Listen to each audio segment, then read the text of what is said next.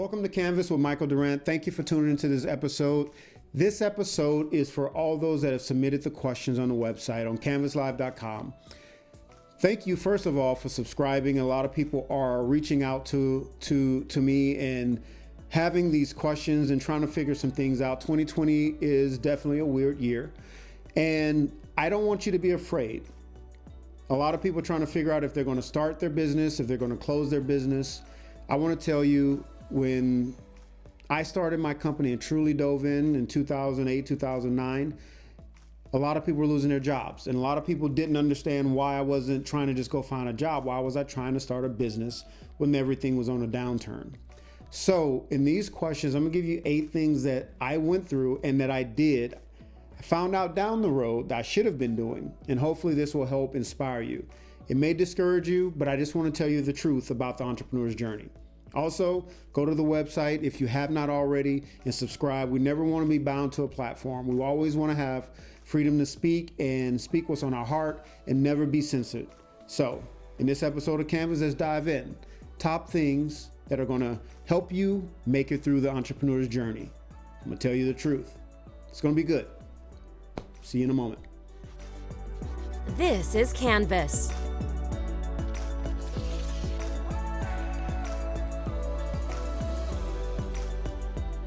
Once again, welcome to Kanvs. Thank you for tuning in. So as I go through this list, I'm gonna kind of mix it up. I'm gonna give you some of the things that I've gone through, and I'm gonna give you some of the insight that I wish I'd have known back then. First one I wish I'd have known is about the one thing rule. See, a lot of times as entrepreneurs or people that have vision, they have all these ideas, they want to do everything at the same time, but you only have so much bandwidth. What I learned is choose one thing and be willing to walk it out. Be willing to walk it out for longer than a year. If you are not sure this is what you want to do and you can't say, I'm going to commit 12 months to 18 months on this vision, then you shouldn't be doing it, because it's going to be hard. It's going to take sacrifice and it's going to be hard. But if you choose one thing, now you can narrow your focus down. See, when I was starting, I was trying to do the agency, but I was also trying to find other people's vision I can connect to, all these different things that I can do, because I didn't want to have all my eggs in one basket. The truth is, every time I was taking from my basket and putting into someone else's, I didn't have time for the very thing that I was inspired to do, my vision, my dream. So in this journey, choose one thing. I know a lot of times you say, well, this person has all these different businesses. Listen, I have multiple things going on. I have 2 companies. We're doing this podcast. I consult. All these things are going on because I have help. I've invested in myself enough where I can pay other people to do certain things. When you're starting out, you need to focus on that one thing so that you can put all your effort, all your energy, and all your money into that. Okay? So that's the number one thing. Choose one thing. This is a hard one, but it's true. And you all know it. But a lot of times we don't want to hear it because we believe in our vision so much. But I'm telling you the truth. You're going to fail. You're going to fail along the way. And it's not because you didn't have a great business. Sometimes it's just you. Sorry to say. In everything that you're going to be walking through, you not only are building a company, but you're building another side of you. If you've never built a company before, if you've never had that freedom to manage people and be a leader, you not only are building a company, but you are also learning to lead, learning to project manage, learning financials. And in that, if you do not take your time, if you do not slow it down and make sure you do things appropriately, you're going to fail. A lot of businesses are failing today because they're not slowing down and working on their business as they're working in it. And that's the key thing. As you are building this, you have to spend time working in it, and you have to spend time working on it. And the difference is when you're working in it, you're making sure customers are taken care of. You're providing the products. If you own a retail store, you're making sure that, business is running smoothly. You're selling product. Working on the business is, okay, what new departments am I going to develop? What new product am I going to service? What new type of client are we going to be going for? This part of your business is what's going to help you grow.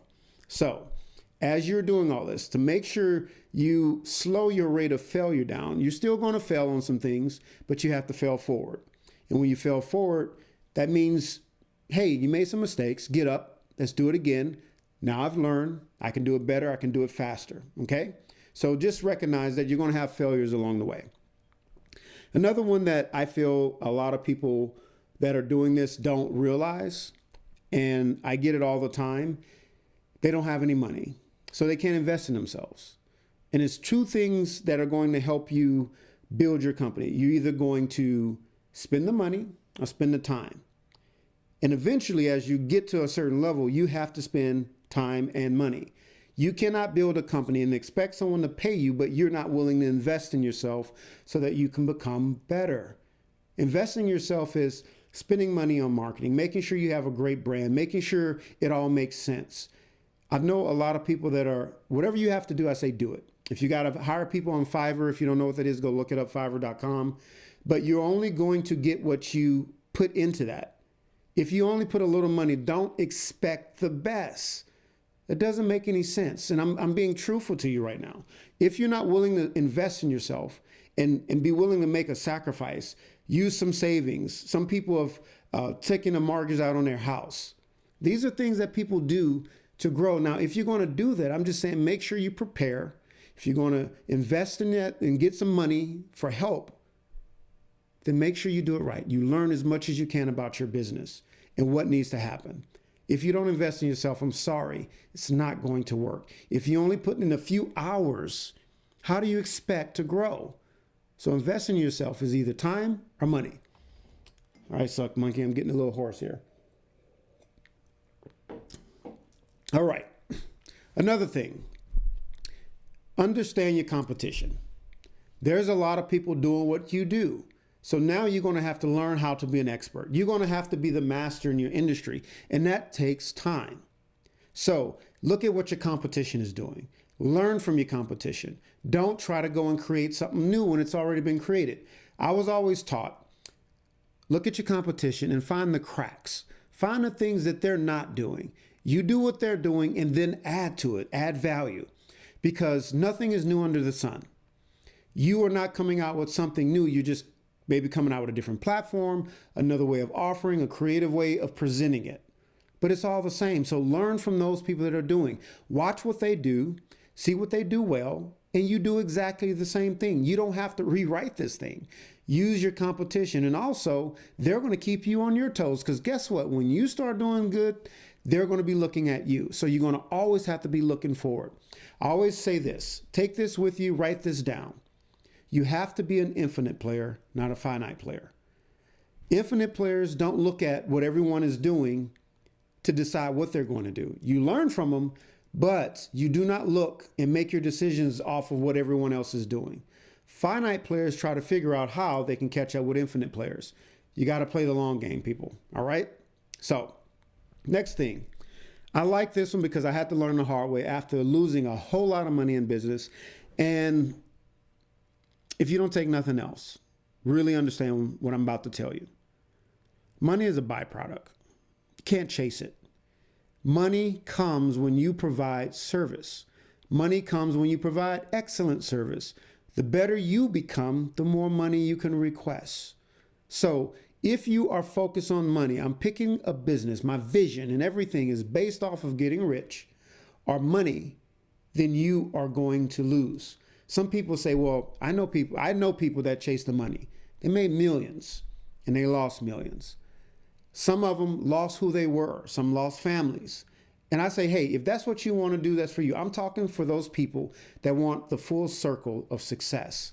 And success is not just because you are great at business. It's because you have balance. It's because you have personal balance. You have balance with relationships and family. You're able to grow with balance. So money is a byproduct. If you do the right thing, money will come. And if you systematize it, it's going to come faster. All right? So keep that in mind. Another great one is learn and apply. Learn and apply is one of the key things that I feel that has made me better at my business. I'm in a creative world. I'm in a creative world as well as business consulting. When I started out as a graphic designer over 15 years ago, I spent time trying to figure out how to better my craft because I did not want to continue charging people $50 for a logo, $100 for a logo. Yes, I've been there. And what I started to do is learn and apply. And what that means is I start copying other companies' logos, like learning by redesigning things. I will go in magazines and I will redesign ads.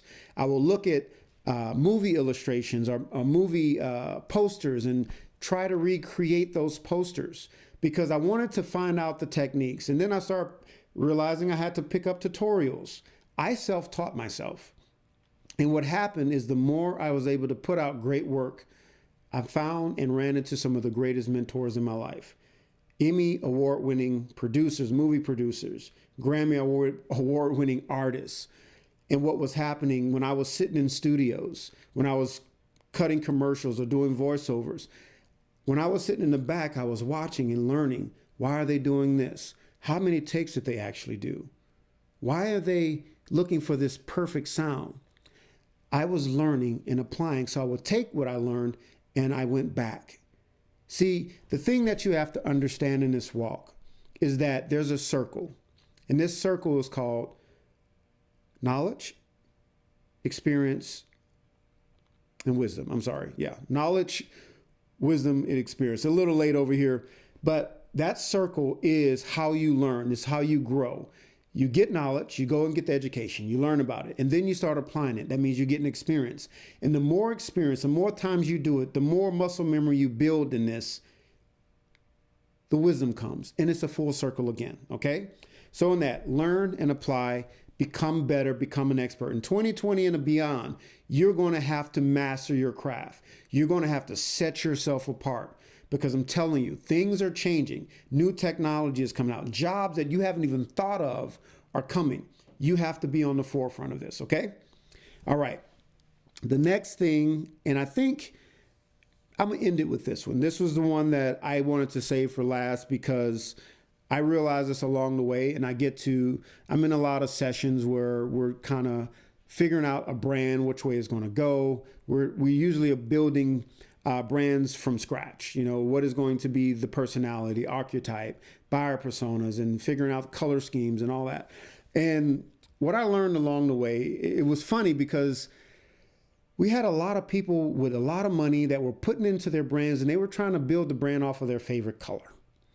And as I apply my learn and apply, I start learning about the psychology of color and start learning about psychology of how people buy so I could become a better advertiser. And what tripped me out the most was that people were branding off of what they like and not what others like. See, there's a great speaker called Zig Ziglar. If you don't know who he is, look him up. You know, I had an opportunity to read his books before he passed, and I got to, because of my craft and some of the things that I've been able to do, and I'll share a little bit about why my craft and why my talents have brought me before great people. I'll just go to this. He said, if you help enough other people get what they want, you'll get what you want. What you are building is not about you. It's about them. So you want to make sure you're building for an audience. Think about a high-end brand. When they're creating that brand, they're building it, they're branding it, they're coming up with the copy and the music for the audience, for their customers. It's not about you. Of course, you have to like it, but are you doing it for you or are you doing it for them? If you can take this little piece out of everything that I've said, you will be able to detach yourself from what you're building and allow it to grow. Allow it to organically become the living form that it is. See, the cool thing that I've learned is I failed forward. And why I can tell you these things, and I've never told this to a lot of people, but only those that have been close to me. My first startup, we raised over $250,000.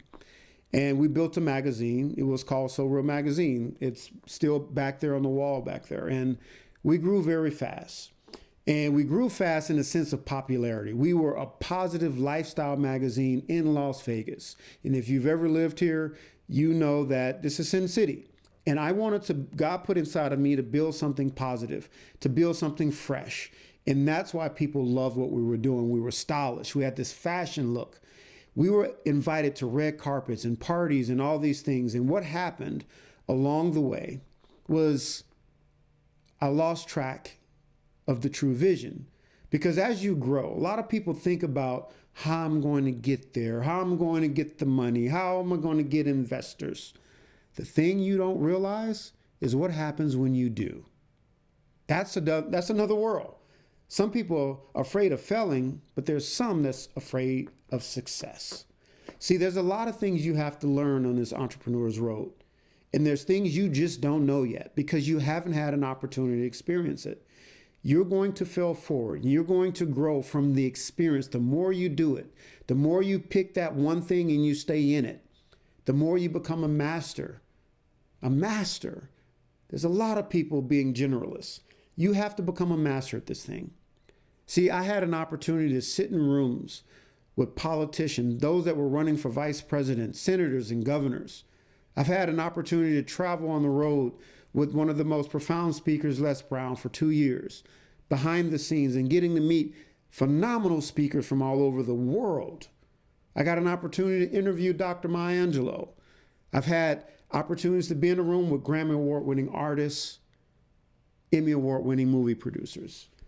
One of my greatest mentors has done some of the biggest things in the U.S. from the UK.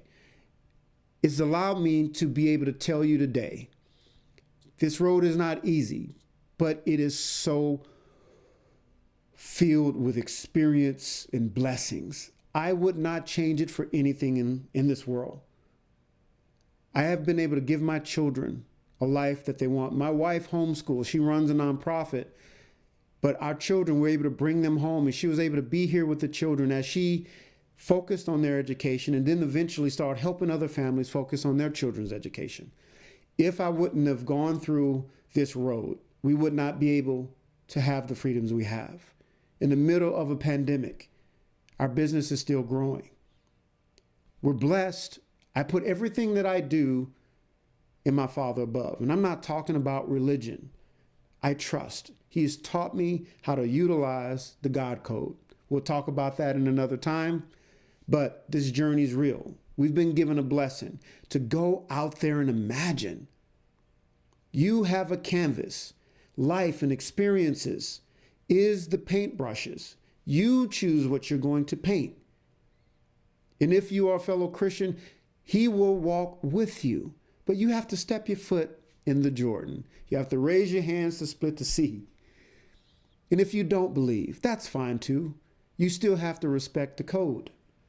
There's a way that you do this. You can think you know it all, but it's a journey. It's not a sprint. And focus on the things that I've just told you about. Make sure it's not about you. Choose that one thing. Learn to invest in yourself. Check out competition. Learn from those who've already done it. Learn and apply. Money is a byproduct.